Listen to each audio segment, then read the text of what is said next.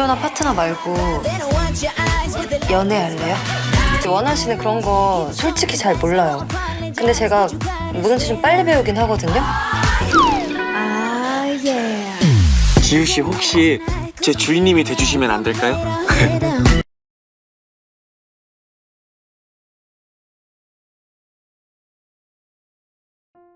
Jung Ji-woo adalah wanita karir yang terkenal tegas di kantornya. Hari itu di lobi kantor, ia melihat seorang pria dan jatuh cinta pada pandangan pertama. Tidak disangka, pria itu yang menjadi manajer baru di timnya. Namanya Jung Ji-hoo. Sebelumnya, ia menjadi manajer di tim bisnis. Ketua tim menyadari bahwa nama Ji-hoo dan Ji-woo hampir mirip. Di hari pertama Ji-hoo bergabung, ia sudah terkesan dengan sikap tegas Ji-woo yang menolak sikap ketua yang suka menghamburkan uang tim untuk makan di luar. Begitupun sebaliknya, Ji-woo kagum karena Ji-hoo bisa menggertak ketua tim dengan tindakan semena-menanya. 팀장님, 지금 애교라고 하신 거 맞죠? 모르셨어요? 요새 그러시면 성희롱이에요.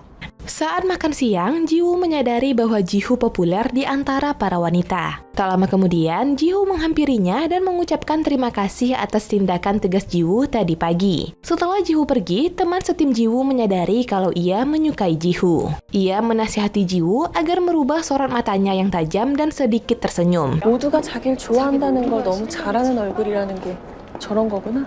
연애하려면은 눈빛 교정. 표정 좀 피자. Esok paginya, Ji-hoo panik karena paketnya tidak ada di ruang security. Padahal sesuai notif, paketnya sudah sampai kemarin. Security tidak tahu jika Ji-hoo telah pindah ke tim PR hingga ia memberikan paketnya pada Ji-woo. Salah Ji-hoo sendiri karena memesan paket atas nama tim bukan nama pribadi. Ji-hoo panik apalagi Ji-woo telah membuka paketnya dan mengeluarkan kalung berduri seperti pengikat pada anjing. Ji-hoo buru-buru merampas kalung tersebut dan berbohong kalau kalung berduri itu untuk anjingnya bernama Miho. Ji-woo mengangguk saja. Ia hendak membuang kotak paket Ji-hoo. Tapi tiba-tiba Ji-hoo teringat sesuatu hingga mencoba mengambil kotak itu dari tangan Ji-woo. Apesnya, kotak itu malah terjatuh dan Ji-woo melihat kupon alat permainan dewasa. Ketahuanlah bahwa Ji-hoo bukan memesan kalung anjing. 푸들 3살. 종이는 재활용. 이거 제가 버릴게요. Saat makan siang, Ji-hoo jadi salah tingkah saat melihat Ji-woo. Apalagi ia jadi sensitif saat mendengar kata mesum seolah-olah kata itu menggambarkan dirinya. Setelah seminggu berlalu, Ji-hoo belum mendengar rumor aneh tentang dirinya. Ternyata Ji-woo merahasiakannya. Ji-hoo pun curhat pada teman medsosnya, pecinta hasrat seksual yang kejam. Usai jogging, Ji-woo lewat di depan toko alat mainan dewasa. Ia berhalusinasi kalau Ji-hoo ingin memasangkannya kalung anjing itu. Esoknya di kantor, dari dalam gudang perlengkapan, Ji-hoo mencoba mengirim pesan pada Ji-woo. Tapi belum selesai menulis, Ji-woo tiba-tiba masuk ke gudang hingga Ji-hoo panik dan memasang topeng badut animasi kantor mereka. Ji-woo tentu terkejut belum lagi saat ia sadar yang di dalam kepala badut itu adalah Ji-hoo. Mereka saling tarik-menarik kepala badut itu hingga Ji-hoo terjatuh. Ia jadi pusing dan Ji-woo langsung mengajaknya ke rumah sakit. 잠깐만요.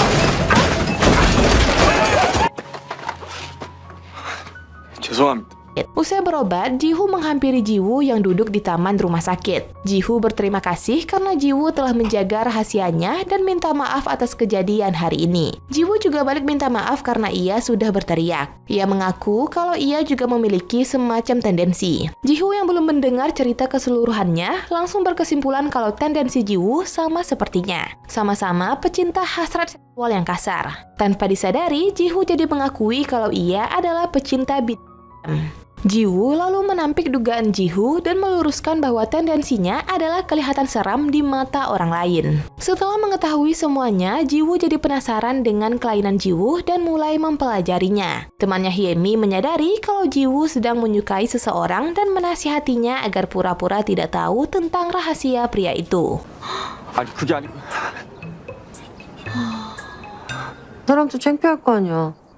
괜히 오버하면 더 민망할걸? Hari berikutnya, kantor mengadakan festival animasi mereka. Ji-Woo yang canggung mencoba membantu pekerjaan Ji-Woo, tapi ditolak. Hal itu membuat Ji-Woo berpikir kalau Ji-Woo jijik padanya. Selesai festival, tim PR makan bersama. Ji-Woo yang datang terlambat mendapat kursi kosong tepat di depan Ji-Woo. Tapi dia merasa jijik karena meja yang ia tempati sangat berantakan. Sebab ketua tim baru siap makan di sana. Tanpa disadari, Ji-Woo berkata menjijikkan dan sangat memuakkan. Hingga Ji-Woo yang duduk di depannya jadi merasa. Usai makan malam, Ji-Woo sedang menunggu taksi. Tiba-tiba, ia mendengar suara isak tangis dan ternyata itu adalah Ji-Woo. Ia merasa bersalah karena telah membuat Ji-Woo jijik padanya. Dalam kondisi setengah mabuk, Ji-Woo bercerita bahwa mantan pacarnya yang bernama Hana memutuskannya karena kelainannya ini. Ji-Woo sama sekali tidak mempermasalahkannya, karena setiap manusia punya sisi mesumnya tersendiri. Ji-Woo jadi makin terpesona pada Ji-Woo dan memintanya untuk menjadi tuannya. Tentu saja Ji-Woo menolak karena ia belum pernah melakukan permainan gila seperti ini. 지우 씨 같은 사람이 주인이라면 좋겠어요.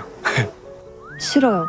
Esoknya di kantor, Ji-Woo menatap tajam pada karyawati yang terus caper pada Ji-Woo. Ji-Woo yang tersulut api cemburu kemudian mengajak Ji-Woo ketemuan di ruang santai. Di sana ia menyuruh Ji-Woo untuk memakai penutup mata. Ia penasaran bagaimana rasanya menjadi tuan dalam permainan hasrat gila ini. Ji-Woo yang sumringah langsung memakainya dan menurut saja apa yang diperintahkan Ji-Woo. Ji-Woo penasaran kenapa Ji-Woo ingin menjadikannya tuan. Menurut Ji-Woo, hanya Ji-Woo lah yang menerimanya apa adanya dan tidak memperdulikan pandangan orang lain. Melihat kesungguhan Ji-Woo yang bahkan rela menunggunya pulang di tengah hujan, akhirnya Ji-Woo setuju untuk menjadi tuannya. 뭐 생각만 한번 해볼 테니까 대신 앞으로 저 피하지 말래요?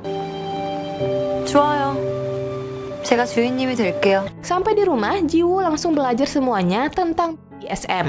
Sementara Ji-Woo merasa kesenangan karena kini telah mendapatkan tuan. Di kantor, Ji-Woo mengajak Ji-Woo bertemu di rooftop dan membuat peraturan di antara mereka. Ji-Woo memberikan kacamata kepada Ji-Woo sebagai isyarat ia ingin diperintah oleh Ji-Woo. Di dalam kontrak mereka yang berlaku selama 3 bulan, Ji-Woo harus melayani Ji-Woo sebagai tuannya dengan baik. Minimal, mereka bermain sekali dalam seminggu. Dan bila hal berbahaya terjadi, maka mereka harus menyebutkan kode rahasia supaya permainan berhenti. Dan kode rahasia mereka adalah Dung-Dung, animasi kantor mereka. Sementara untuk tidur bersama harus melalui persetujuan dari kedua belah pihak. Tapi Ji-Woo berjanji tidak akan macam-macam dengan Ji-Woo. Ia hanya ingin menikmati sensasi kesakitan dari permainan kasar mereka. Malamnya mereka mulai bermain di sebuah hotel. Ji-Woo mulai mengikat Ji-Woo seperti seekor anjing dan menyuruhnya menggonggong bila ingin berbicara. Ji-Woo menikmatinya. Tapi tiba-tiba ia menggonggong keras seperti anjing mengamuk saat mendengar desahan dari kamar sebelah. Ji-Woo berusaha menenangkannya dengan menarik tali kekangnya. Namun Ji-Woo makin tak terkendali hingga mereka terpaksa keluar hotel. Usai mengantar Ji-Woo pulang, Ji-Woo merasa bersalah sementara Ji-Woo merasa geli sendiri karena telah bermain seperti itu. 엎드려! 빵! 뭐라는 거니? Namun esoknya di kantor, Ji-Woo menyadari kalau Ji-Woo sangat keren apalagi setelah berdebat dengan ketua tim. Ia bertekad harus bersikap lebih baik lagi kepada Ji-Woo. Pertemuan selanjutnya, Ji-Woo mengajak Ji-Woo makan malam di sebuah restoran privat. Ia menghadiahi Ji-Woo sebuah heels meskipun ulang tahun Ji-Woo masih sehari lagi. Tentunya karena Ji-Woo ingin menjadi yang pertama. Ji-Woo tersentuh. Ia kemudian mulai menawari Ji-Woo bermain lagi di tempat itu dengan cara menginjak punggung Ji-Woo dengan heelsnya. Meskipun hal itu kelihatan sakit, tapi keduanya sangat menikmatinya. 남들은 모르는 곳이어야겠죠? 그만할까요? 깊어요.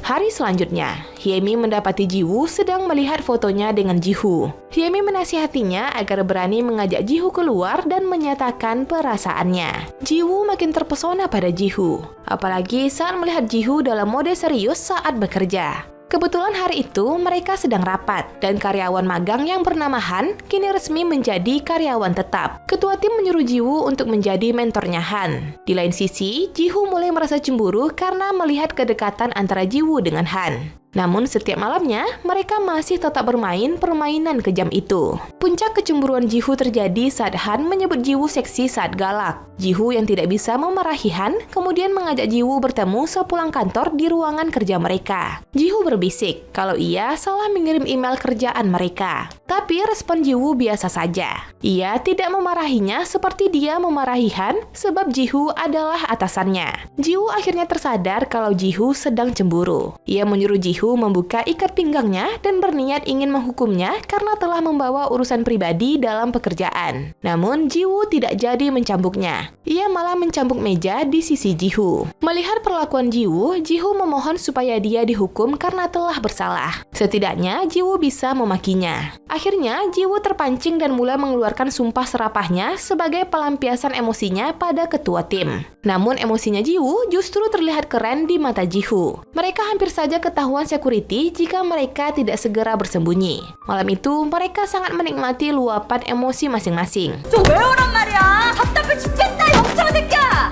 내가 너보다 5천만 배는 더 일 잘해, 이 씨발. Sampai di rumah, Ji-Woo tersipu membayangkan kedekatan mereka tadi di kantor. Bahkan Ji-Hoo hampir saja menciumnya. Hari-hari selanjutnya, Ji-Hoo mulai melaporkan segala aktivitasnya pada Ji-Woo untuk memperkuat hubungan mereka. Di kantor, mereka sering curi-curi pandang satu sama lain. Malamnya, usai bermain, Ji-Woo mengobati luka punggung Ji-Hoo akibat cambukannya. Tiba-tiba, Hana, mantan pacar Ji-Hoo, menelponnya. Ji-Hoo mulai bercerita bahwa mantan pacarnya sangat membencinya karena merasa telah ditipu dengan hasrat menyimpang Ji-Hoo. Meskipun ia berdarah-darah karena permainan ini, tapi Ji-Hoo merasa hidup karenanya. 근데 저도 억지로는 싫어요. 그래서 지우 씨가 계신 게 진짜 다행이에요. 플레이가 좋아질수록 플레이 빼면 대체 무슨 관계인지 헷갈리기만 하고요.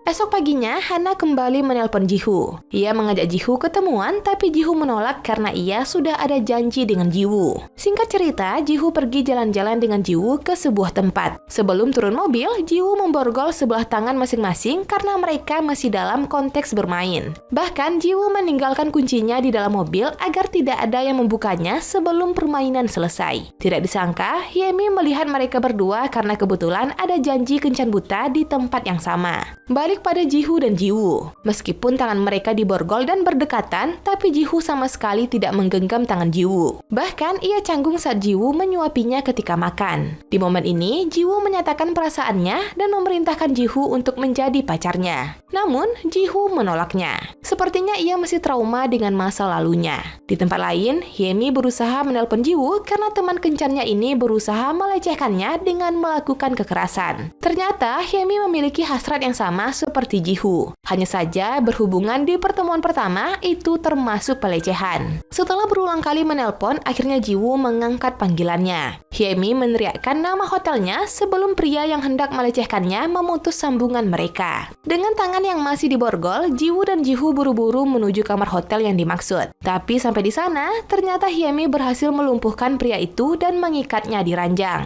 도민 척하고 나와서 그것부터 하려는 변바들이 많다고 하더라고요. 아이씨, 변태 새끼. Sampai di rumah, Ji-Woo menyesal karena telah menyatakan perasaannya. Ia juga menyadari bahwa 1 minggu lagi kontrak mereka akan berakhir. Sementara di kediaman Ji-Hoo, ia teringat bagaimana Hana langsung membencinya saat Ji-Hoo mengakui kelainan hasratnya. Ia takut jika hubungannya nanti dengan Ji-Woo berakhir tragis seperti sebelumnya. Semenjak kejadian itu, mereka berdua jadi canggung saat bertemu di kantor. Suatu hari, Ji-Woo melihat Ji-Hoo sangat kekeh mempertahankan kacamatanya supaya tidak dilepas apalagi dipegang orang lain. Pria itu masih taat aturan bahwa melepas kacamata itu sangat dilarang. Saat pulang kerja, Ji-Woo mengirim pesan pada Ji-Hoo bahwa malam ini adalah permainan terakhir mereka sesuai rencana kontrak. Ji-Woo mulai menyiapkan alat penyiksaannya, sementara Ji-Hoo sibuk memasak untuk menjamu Ji-Woo dengan baik nantinya. Saat bel berbunyi, ternyata yang datang malah Hana. Gadis itu mengajak Ji-Hoo minum bersama karena ia stres baru putus dari pacarnya. Tapi Ji-Hoo menolak karena Ji-Woo akan datang ke rumahnya. Hana yang marah kemudian menyalahkan Ji-Woo atas semua kesialan yang menimpanya. Bahkan Hana menghancurkan porsi makanan yang disiapkan khusus untuk Ji-Woo. Saat keluar dari apartemen Ji-Woo, tak sengaja Hana berpapasan dengan Ji-Woo dan pergi begitu saja. Ji-Woo juga menceritakan apa yang baru terjadi kepada Ji-Woo. Singkat cerita, mereka memulai permainan terakhir mereka. Ji-Woo yang perasaannya kacau sedari tadi dan menyadari jika ini adalah hari terakhir mereka lantas mencium Ji-Woo. Lantas Ji-Woo langsung mendorong Ji-Woo karena perasaannya tidak boleh berkembang lagi. Ia lalu melepaskan ikatan Ji-Woo dan pamit pulang. Namun sebelum pergi, Ji-Woo sempat berkata kalau ia merasa tidak pantas untuk Ji-Woo. Sampai di rumah, Ji-Woo akhirnya menangis. Ia sampai tidak masuk kantor esok harinya karena sakit. Malam harinya saat jogging, banyak email masuk ke ponsel Ji-Woo. Ternyata Han meletakkan perekam suara di kantor dan tidak sengaja menyebarkan rekaman suara Ji-Woo ketika pura-pura memukul Ji-Woo kala itu di kantor. Esoknya di kantor, Ji-Woo langsung dipanggil ke ruang ketua tim dan dimarahi habis-habisan. Ji-Woo yang belum tahu apa-apa akhirnya ikut dipanggil ketika Ji-Woo telah keluar dari ruangan. Sejak hari itu, semua orang jadi menjelekkan Ji-Woo bahkan sampai melecehkannya secara verbal. Ji-Woo mengunjungi rumah Ji-Woo ingin meminta maaf, tapi wanita itu sama sekali tidak ingin menemuinya. Akhirnya, Ji-Woo mengutarakan rasa menyesalnya seorang diri.